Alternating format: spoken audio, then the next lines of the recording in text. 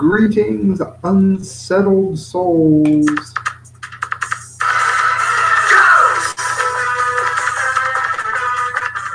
A sin I do begin here doing political commentary for the Media Speaks. I didn't really plan it this way today, but it looks like it's not going to be as political as some shows have been. I have a lot of articles today that don't necessarily fit into the left and right paradigm, which I think is great. I mean, it does sort of do us justice to get away from that to some degree once in a while, or we'll lose our minds.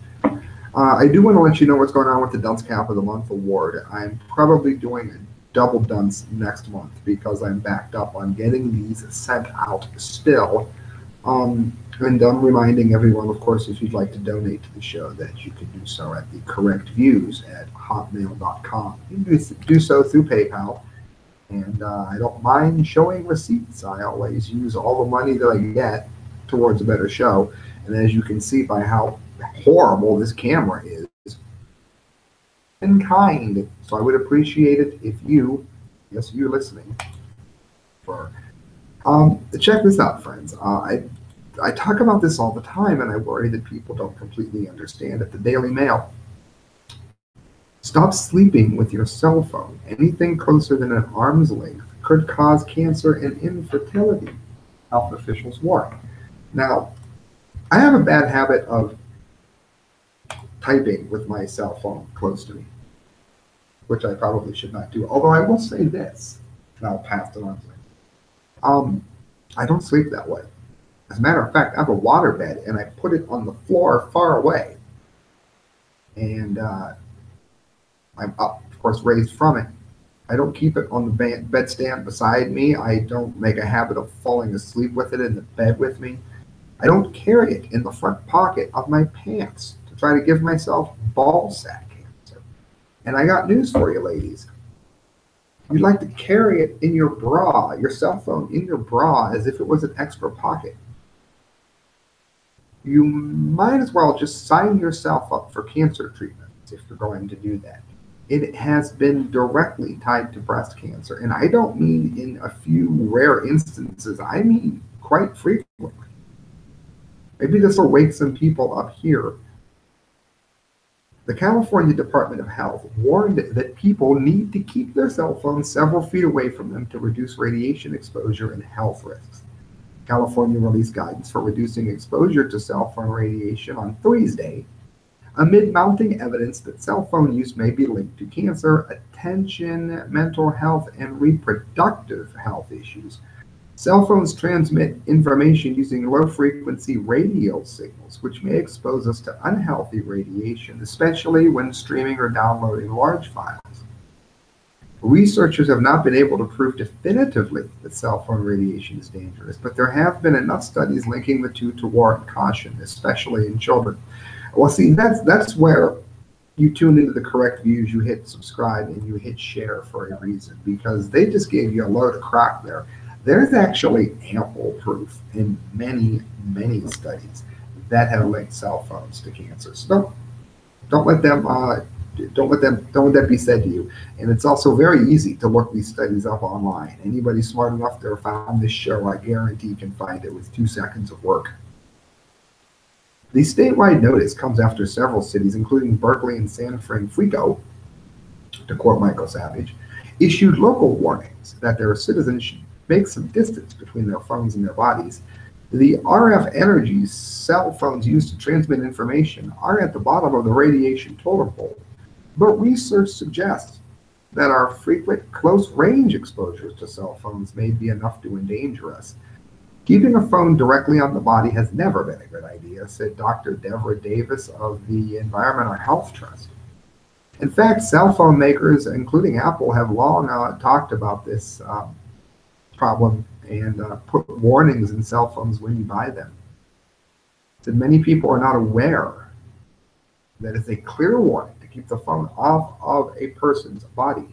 The French have tested the phones and the way they are used, touching the body, and RFC exposures exceeds the French standards by 4 more times and apply to the US standards. And it's even much more than that, about 7 times, according to standards in other countries, of course.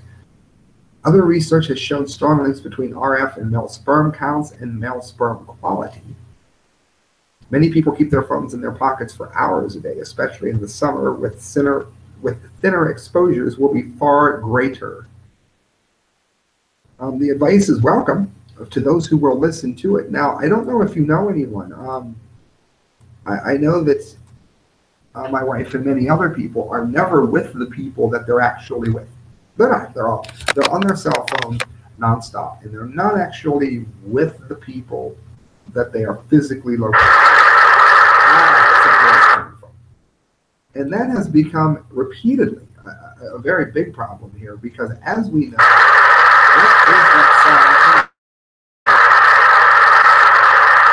that is a moment fixed. All right.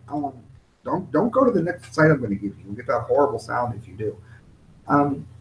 It matters, people, because this is leading to a lot of cancers, a lot of mastectomies, a lot of very dangerous, unwanted developments in people's life that does not need to be there if just a few simple precautions are taken. Moving on, friends. Don't go to this site. You'll get that awful noise, but the story is certainly worth it. You guys know about me and my flying car, right? My obsession with a flying car. dailymail.co.uk. World's first 200-mile flying sports car will be ready next year.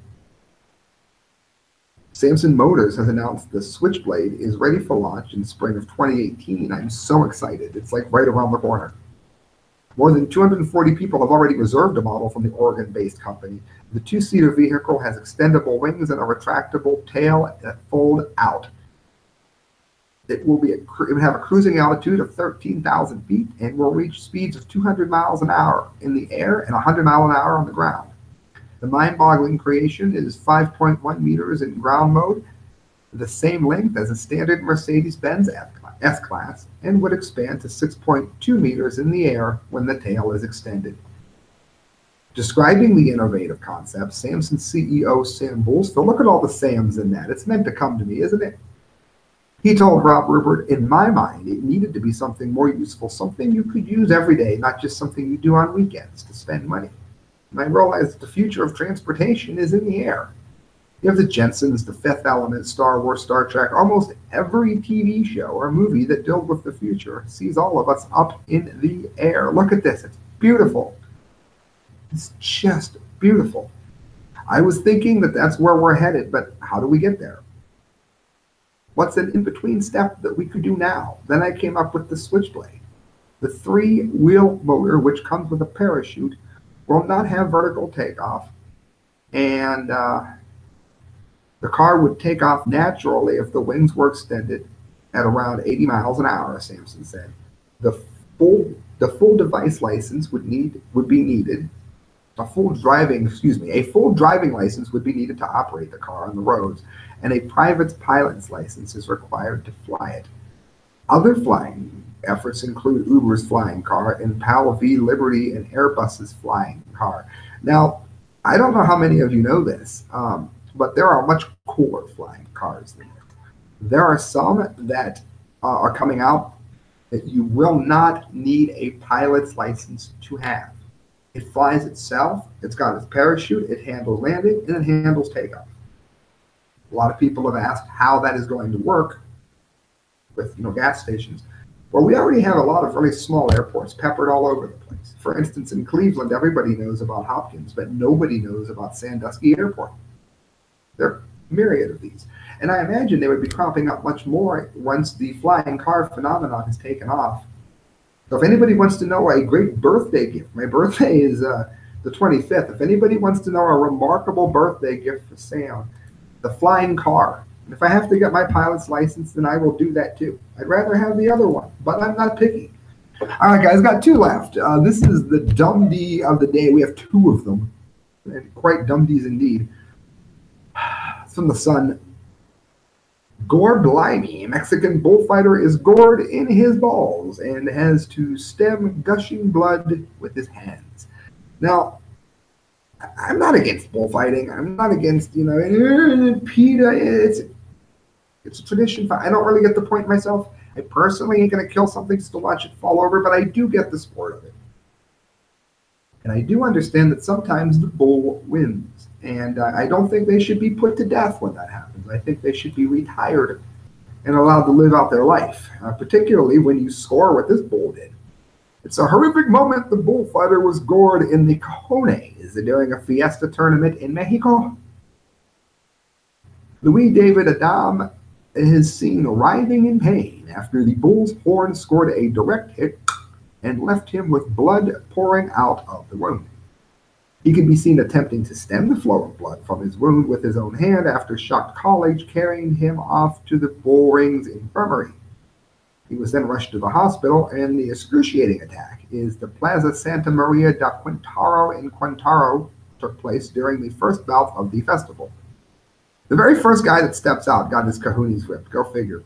The bullfighter had just started to taunt the bull with his traditional red cape when the animal ducked and quickly turned direction, piercing Luis David's groin area before tossing him into the air. So it lifted him by the, He fell to the ground. Other tournament competitors ran to his aid and carried him to the side of the bull ring. Well, there you go. I see the blood there. This morning, he was well enough to tweet a message from his hospital bed thanking fans for messages of support.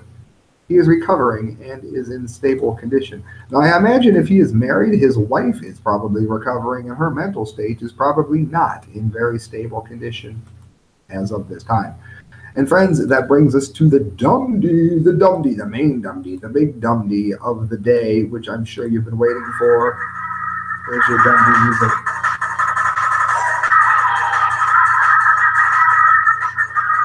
There we go.